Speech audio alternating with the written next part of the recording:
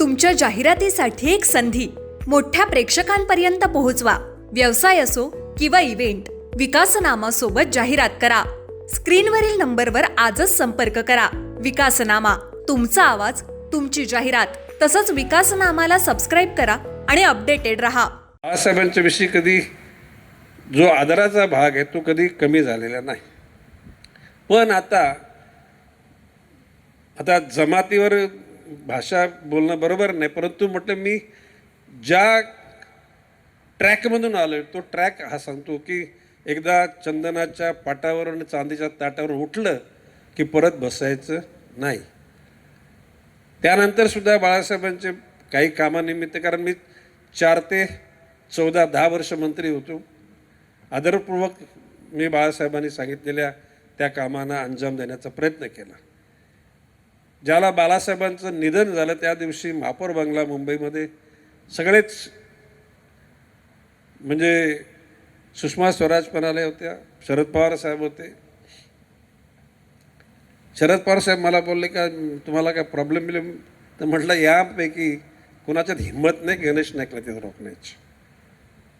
मी पालकमंत्री म्हणून, मंत्री म्हणून गेलो होतो, संजू नाईक खासदार म्हणून, संदीप नाईक आमदार म्हणून आणि सागर नाईक महापौर म्हणून 4घे जण आम्ही त्या ठिकाणी बाळासाहेबांना आदरांजली व्हायला गेलो होतो.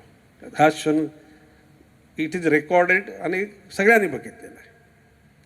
म्हणजे ज्या घरामध्ये आपण होतो ते घर आपण होतो तोपर्यंत चांगलं, आपण गेल्यानंतर ते वाईट, अशा प्रकारची भूमिका मांडणं म्हणजे आपल्या आत्म्याला कुठेतरी आपण क्लेश देण्याची भूमिका तयार करणं.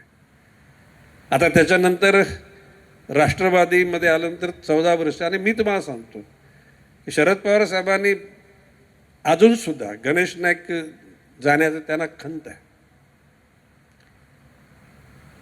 4 दिवसापूर्वी साहेबांचा फोन आला होता काही घटकांना मदत करण्याचा.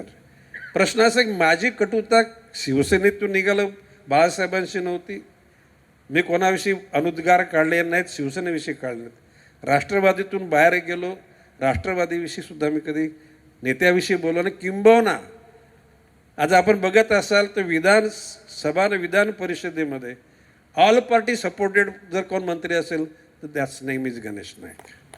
तुम्ही बारकाईनं जर तुम्ही विधान परिषदेमध्ये आलात किंवा विधानसभेमध्ये आलात, कुठलाही म्हणजे भाजप सेनेचे लोक तर म्हणजे पाठिंबा देतीलच, परंतु उबाटाचे म्हणा.